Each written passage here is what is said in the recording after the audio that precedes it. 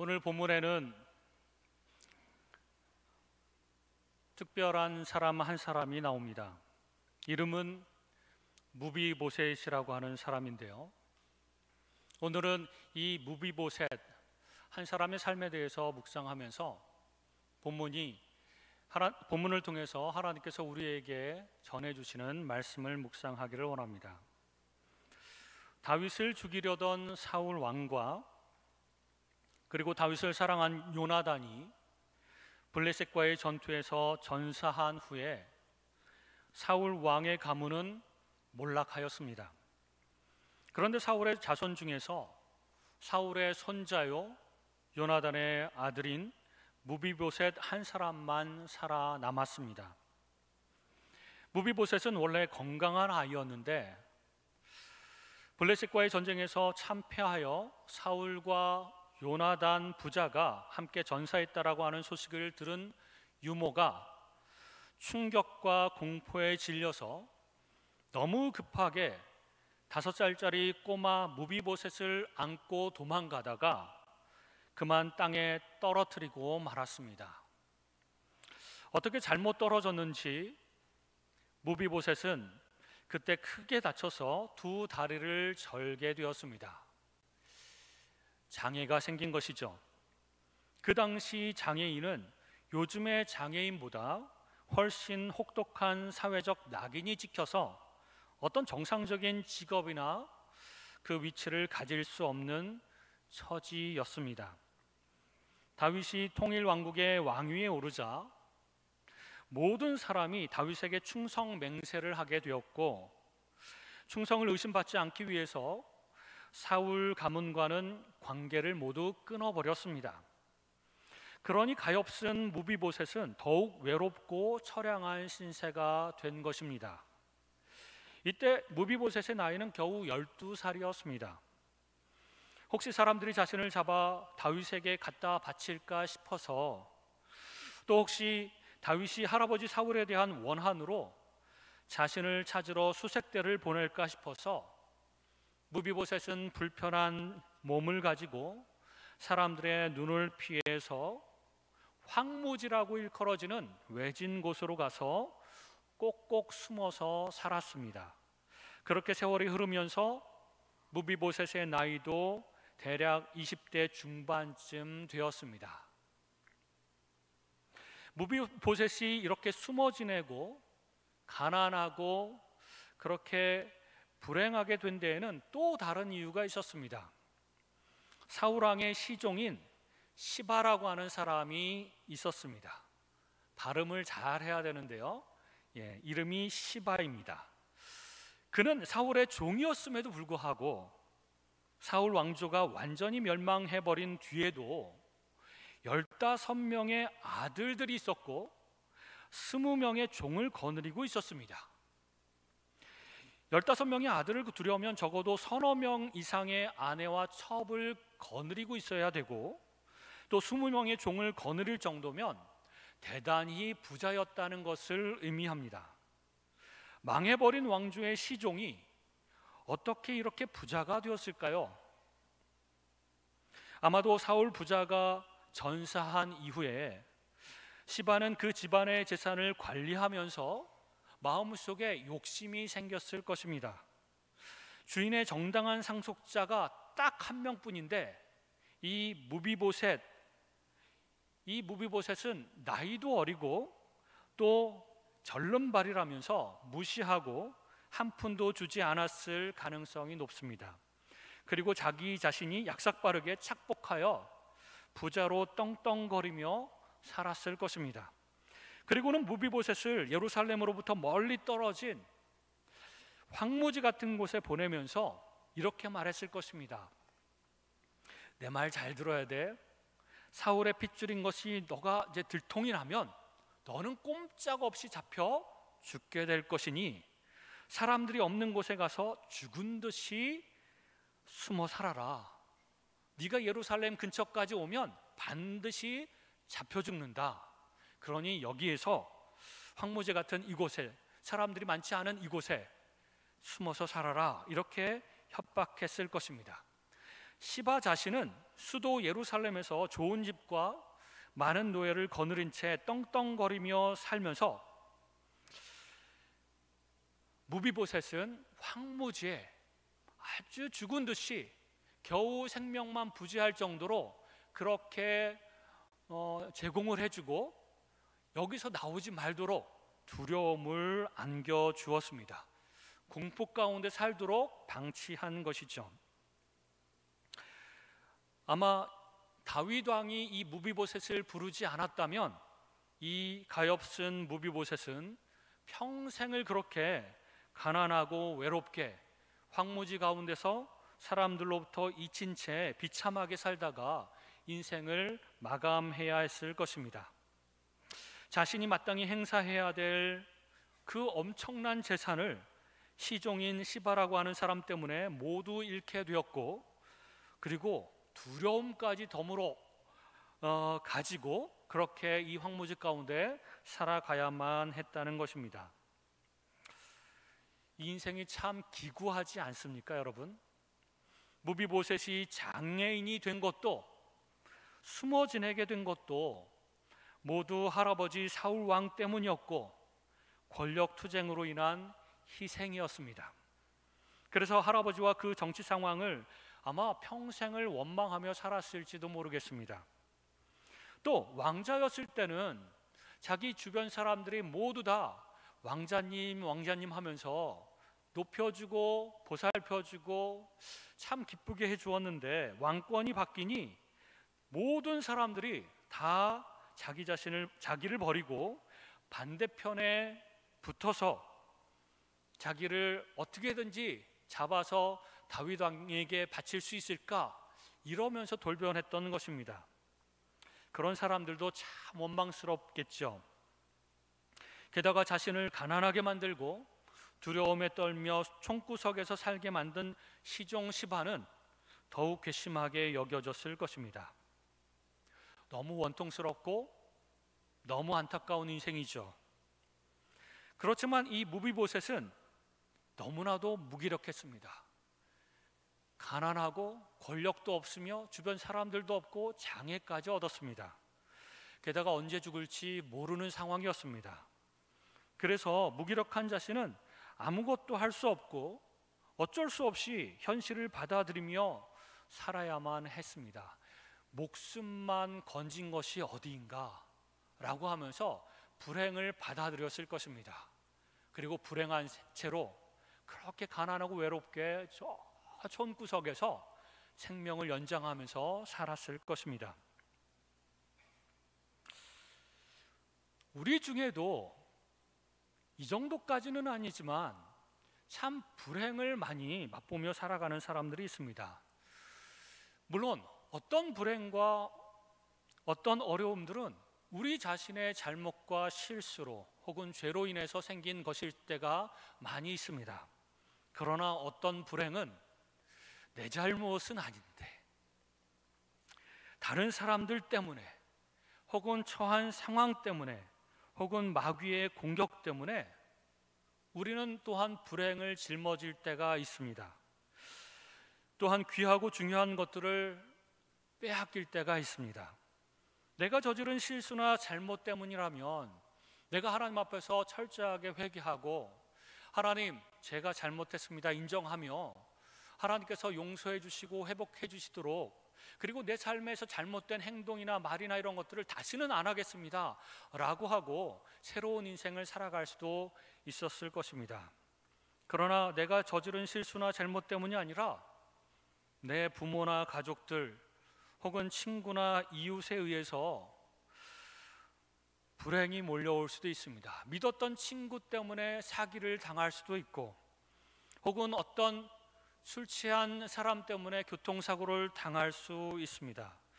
아니면 때를 잘못 만나서 사업이 실패할 수도 있고, 아무 이유 없이 사탄의 공격을 받을 수도 있습니다.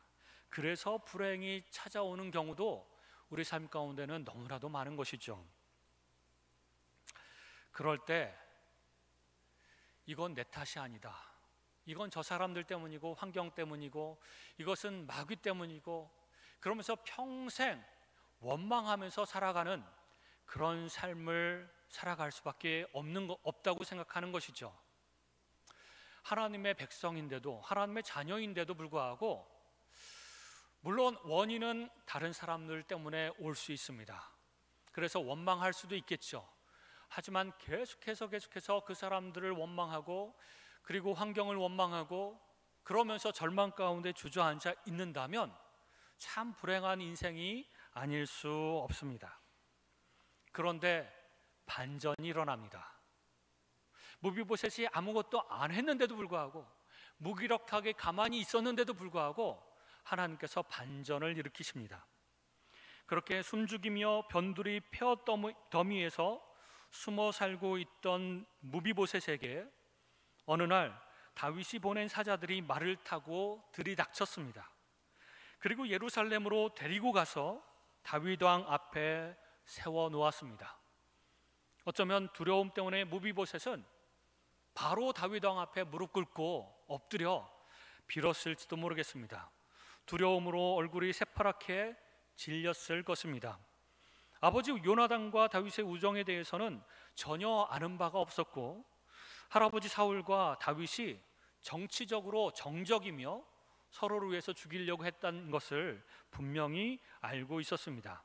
그래서 마지막 남은 사울의 핏줄인 자신을 찾아서 복수하려고 한다고 생각했고, 다윗 왕 앞에 불려나가자 이제 끝이구나, 이제 죽었구나, 이제 나에게는 희망이 없구나, 이렇게 자포자기했을지도 모르겠습니다. 그러나 다윗은 무비보셋의 두려움과는 달리 너무도 사랑이 가득 찬 눈으로 무비보셋을 쳐다보았을 것입니다. 궁전에 들어선 무비보셋의 모습은 다윗이 지난 수십 년 동안 꿈에도 잊지 못했던 고마운 친구 요나단의 얼굴을 아주 흡사하게 닮았을 것입니다. 그런데 듣던 대로 가엾게도 두 발을 절고 있었고, 몸은 바싹 말라서 아주 초라하게 있었으며, 옷차림도 너무나도 거지처럼 남루하게 입고 있었습니다. 다윗은 눈물이 왈칵 솟아올랐을 것입니다. 그 오랜 세월 동안 몸도 성치 않은 무비보셋이 얼마나 가난하고 외롭고 비참하게 살아왔는지 그 남루한 행색이 다 말해주고 있었기 때문에 그렇습니다. 그래서 다윗은 목이 메어서 무비보셋이여 라고 그 이름을 불렀습니다. 그런데 아무것도 모르는 무비보셋은 고개를 들지도 못하고 보소서 당신의 종이니이다 라고 말하며 벌벌 떨고 있었습니다.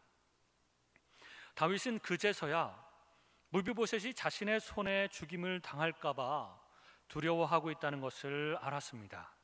그래서 따뜻한 목소리로 먼저 그를 안심시켰습니다.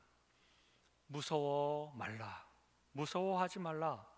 내가 반드시 내 아버지 요나단으로 말미암아 내게 은총을 베풀리라.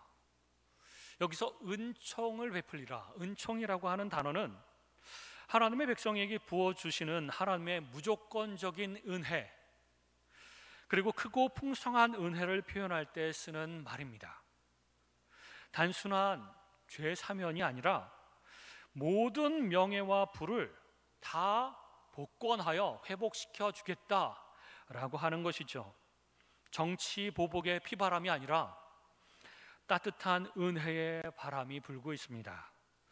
할아버지 사울의 재산을 모두 되찾아 주겠다는 것입니다. 여러분, 일국의 왕 사울왕이 몇십 년 동안 축적해 놓은 그 재산 어마어마하겠죠. 그 재산을 모두 다 되찾아 이 무비보셋, 이 장애인인 이 청년에게 돌려주겠다는 것입니다. 뿐만 아니라 너는 항상 내 상에서 떡을 먹을지니라, 식사할 것이니라 라고 말하면서 다윗의 다른 아들들처럼 왕자 대우해 주겠다는 것입니다. 평생 죽을 때까지 내 상에서 먹고 너를 내가 왕자처럼 높여주겠다, 이렇게 이야기를 하는 것입니다. 그리고 나서 그 옆에 서 있던 시종 시바를 불렀습니다. 이 시바에게 3번이나 반복해서 내 주인의 아들을 섬기라, 이렇게 강조하면서 말을 하였습니다. 명령하였습니다. 이것은 시바에게 너는 종이니 너의 분수를 알고 종처럼 살아라. 그리고 무비보셋은 내 주인이니 주인답게 대접하여라. 그렇지 않으면 무서운 벌이 가해질 것이라 라고 하는 경고의 명령이었습니다. 이렇게 무비보셋이 잃어버린 모든 것을 되찾아 주었고 회복시켜 주었습니다.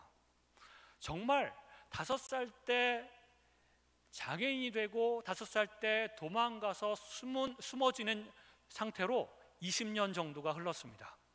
20년 동안 얼마나 불행하고 외롭고 비참하게 살았는지 모릅니다. 그런데 이제 억만장자가 되었고 신분도 왕자와 흡사할 정도로 다윗 왕이 높여 주었다는 것입니다. 이제 불행 끝이고 행복이 시작되는 것입니다. 그 마음의 상처까지도 모두 다 회복되기 시작했다는 것을 의미합니다. 여러분, 사람이 비현실적으로 너무 좋은 소식을 들으면 믿어지지도 않고 이해할 수도 없게 됩니다. 그래서 무비보셋은 그저 땅에 납작 엎드려서 이렇게 말합니다. 이 종이 무엇이기에 왕께서 죽은 개 같은 나를 돌아보시나이까 라고 말합니다. 이 죽은 개는 살아있는 개도 아니고 이 죽은 개는 자기 자신을 낮출 수 있을 때까지 최대한 낮춘 표현입니다. 왕이시여, 나는 아무것도 아닌데 장애인이고 당신의 정적의 손자이며 아무런 능력이 없고 당신을 위해서 해드린 것이 아무것도 없는데, 그리고 자격도 없는데 어떻게 나에게 이런 큰 은혜를 베푸십니까? 아무리 생각해도 자기 자신은 이런 은혜를 받을 자격도 없고 그럴 만한 일을 한 적도 없기 때문에 이 은총, 다윗이 베풀어 준 그 은혜, 이것을 이해할 수 없었던 것입니다. 여러분, 이 무비보셋의 삶을 들여다보면 이 무비보셋의 불행은 사실 모두 다른 사람들 때문이었습니다. 정치 권력의 희생이었고, 그래서 장애인이 되었고, 그래서 외롭게 되었고 비참한 삶을 살게 되었죠. 할아버지 사울 왕 때문이었습니다. 그리고 더 비참하게 될 수 있었던 것은 시종 시바의 욕심 때문에 그랬습니다. 그러나 다윗 왕의 은총을 입은 것도 자신의 노력으로 된 것이 아니었습니다. 자기가 뭔가 노력해서 된 것이 아무것도 없습니다. 다윗 왕에게 찾아가서 충성 맹세를 한 것도 아니었습니다. 뭔가 열심히 살아서 이렇게 보상을 받은 것도 아니었습니다. 그저 아버지 요나단 때문에 다윗의 은총을 입게 된 것입니다. 지난주에 하나님께서는 다윗의 삶을 통해서 하나님께서 잃어버린 것을 적극적으로 되찾으라고 하는 말씀을 우리들에게 주셨습니다. 그러나 오늘은 종종 우리가 완전히 무기력하여 아무것도 할 수 없을 때, 적극적으로 뭔가 되찾기 위해서 열심히 뭔가를 할 수 없을 때라도 하나님께서는 우리에게 은혜를 베풀어 주셔서 우리가 잃어버린 것들을 다시 되찾아 주시고 우리의 삶을 다시 회복해 주실 수 있다는 것을 말씀해 주고 계십니다. 우리는 종종 너무나도 무기력하여 아무것도 할 수 없을 때가 있습니다. 제가 지난주에 말씀드렸던 서울역에 가보면 수없이 많은 노숙자들이 있는데 그들 가운데는 과거에 사장님이었던 분도 있고 교수였던 분도 있고 잘 나가던 분들이 많다라고 하는 것을 말씀드렸습니다. 그런데 노숙자가 되면 과거에 있었던 지식이나 실력이나 뭔가 경험을 통해서 다시 한번 재기를 해볼 수 있지 않을까, 이렇게 생각되지 않습니까? 그런데 그들은 재기할 수 없을 정도로, 그런 것을 시도할 수 없을 정도로 완전히 절망 가운데 놓여져 있고 그 기간이 오래되어서 절망 가운데 사는 데에 익숙해져 버렸다는 것입니다. 우리도 그럴 수 있습니다. 그 절망이 오래되고 그 절망을 극복하기 위해서 내가 할 수 있는 일이 아무것도 없다고 느껴질 때, 무기력하여서 일어날 힘도 없다고 느껴질 때, 그 절망에서 살아가는 삶에 익숙해져 버릴 수도 있습니다. 그래서 이 모양 이대로 계속 그냥 생명만 연장하면서 그냥 그저 이렇게 주어진 대로 받아들이며 살아가자라고 할 때가 있다는 것입니다. 그러나 내가 아무것도 할 수 없을 때에도 하나님은 은혜를 베푸시고 그분의 때에 그분의 방법으로 모든 것을 되찾아 주시기도 한다는 점을 우리는 기억해야 됩니다. 그것이 하나님의 은혜입니다. 물론 이 땅에서 살 때에 그렇게 이루어 주시고 회복시켜 주시고 잃어버린 것들을 다시 되찾아 주시기도 하지만, 때로는 이 세상을 살아갈 때에 그 회복이 충분하지 않을 수도 있습니다. 그러나 이 세상을 떠나서 하나님 나라에 이를 때에는 우리가 잃어버린 것들을 모두 다 되찾을 뿐만 아니라 우리가 상상할 수 없을 정도로 큰 하나님의 은혜를 입어서 우리가 기대하지 않았던 놀라운 삶을 살게 될 수 있다는 것입니다. 그때에는 모든 것들이 100% 회복되는 은혜를 누리며 영원토록 살아가게 될 것입니다.